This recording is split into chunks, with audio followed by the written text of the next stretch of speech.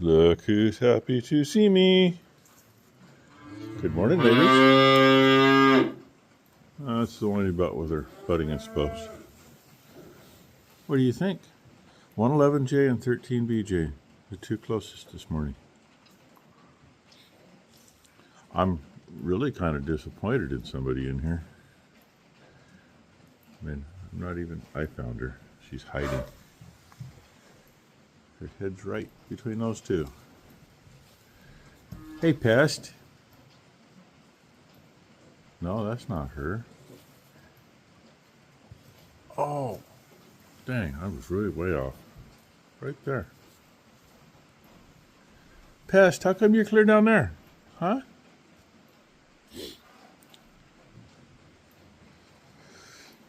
So, Ty just sent me a message. Said, Scamazon dropped a package off this morning. They dropped it off right before I came out. Ty spent the night. She did some scrapbooking last night with some of the stuff we found. Well, her and her mother found. It's raining, right? We've got like another, I don't know, 2 or 3/10 of an inch overnight. And it's raining now. Good thing Ty went when she did, or I'd have had to go find it. Left a frickin' package out on the concrete in front of the garage in the rain. Don't quite understand why they do that sometimes. I mean, the dogs weren't awake to go after them because the dogs wait for me to come out of the house anyway. The only time they're in the mornings like this that the dogs might get a little upset at them is if I'm between the house and the barn and the dogs are with me, or I just finish up feeding and the dogs are going to go out of the barn. So anyway, but Ty had to go in and meet Brooke at work to pick up the kids, so that's why she was here, and that's why she was able to, keep that package from getting damaged. Oh well, I'm going to get my feeding done.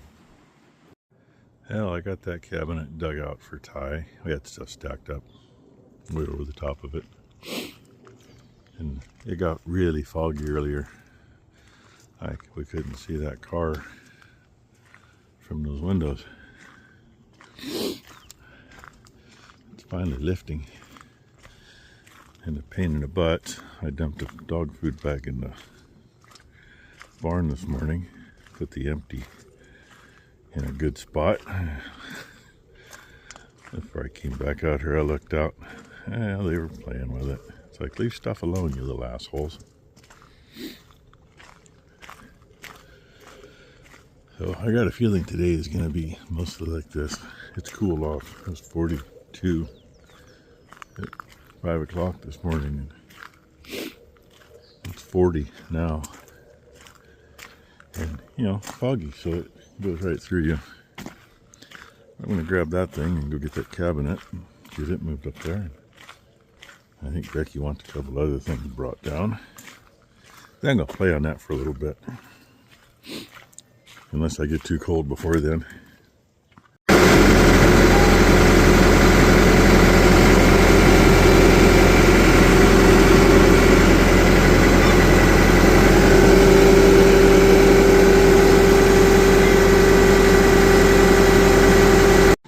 So I came in to warm up and Ty made me go in the office.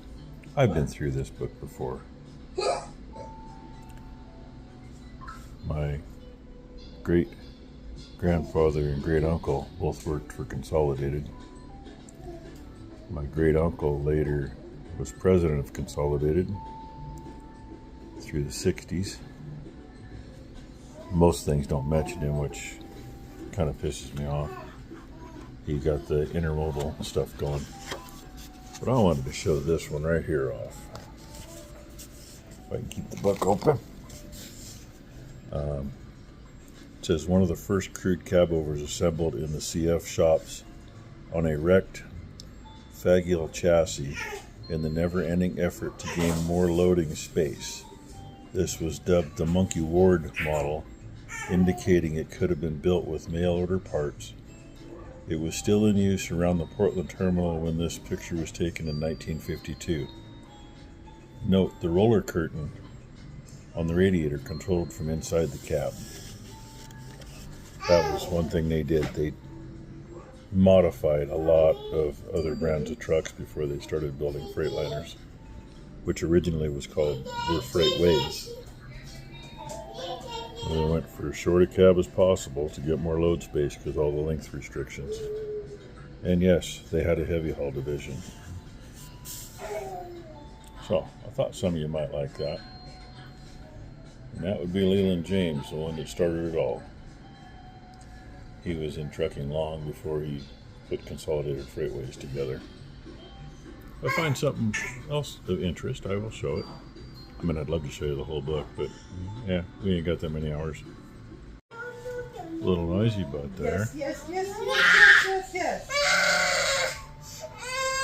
You're showing everybody that you can be a little turkey. Why don't you smile?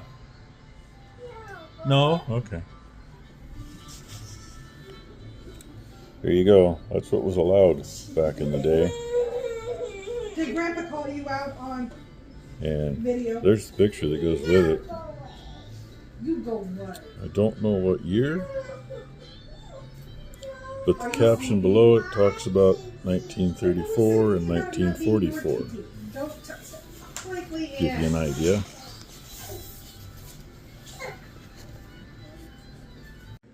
Right there in 1970s, CF was the first motor carrier to work with airlines. That is one of the things my great uncle did when he was president, was got that and got the railroad involved with packing trailers. Unfortunately, because I remember reading through this, they mentioned that, but his name is nowhere to be seen in it. He was president of the company from 62 or 65 until like 78, maybe, somewhere in there. Another one of the heavy haul. It says the two trucks are chained together. Happy birthday to you. Pause and read if you'd like. That's the first Freightways truck built in Salt Lake City. Yeah, he's got weights in it. The original emblem said Freightways. Then later, if I remember right, it was government stuff. Since it was tied to Consolidated Freightways, they had to change it to Freightliner. He's working on trying to figure It says here that was the first truck sold to someone other than Consolidated Freightways. Bought by an Oregon You can't miss it. lumber hauler who walked in and paid cash. That's nice. I always thought That's a plus. the old Heister number one was the first one they sold, but Yes. That is my anyway, this book says it's that one. See what you can find. I think the Heister number one last I heard was in the Smithsonian, but you know, you never know. Turn the page and there it is. It says here it's the first one that was sold to a private carrier. Exactly. Exactly. And Not asking that for one a says lot, just a Freightliner, timeline. not Freightways. And there's that Heister truck when it was donated, sold, whatever, to the Smithsonian. It says it's those Very well rehearsed, all the Freightliner members of Freightliner Club, whatever, employees and retirees who helped build it 26 years before. The orb is trying to show. Fog's kind of lifted. Cows can care less out there. It was time to do something up here. The lovely thing about the neighbor's redwood trees is, see all that shit? Yeah. See what I pushed off. Unfortunately, take some rock with it, but when there's that much of that crap. So from right there, off the driveway and across, that's 5 full scoops of rock. I got the hole filled in along the road, because why? Well, people can't figure out how to drive. If you don't come to a complete stop at the top of this driveway, and then try to go, An automatic should be easier, but God, people with automatics can't keep from tearing the driveway up. So they end up with about a 2-inch drop coming off the asphalt, and then about a foot and a half into the driveway from there. Another frickin' spot where it's off. So that's all smoothed up. Just in time for lunch. And get warmed up again. I came back out, it said it was 45 degrees, but I still couldn't see the cows from here then. Then wish some more rock. I should put some more through here, but I'm not going to worry about it at the moment.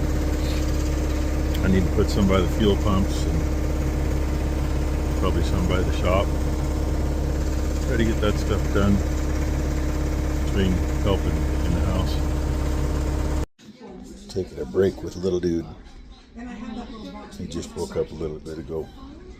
Not feeling real good. He's got some teething going on. How buddy? Is that you? And a little bit of a cold. So you got a little. Oh no. That was on my leg. Ew.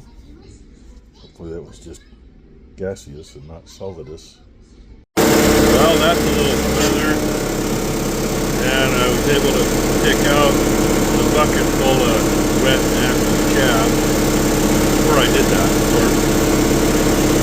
Little white mold in part of it. That is still laying there.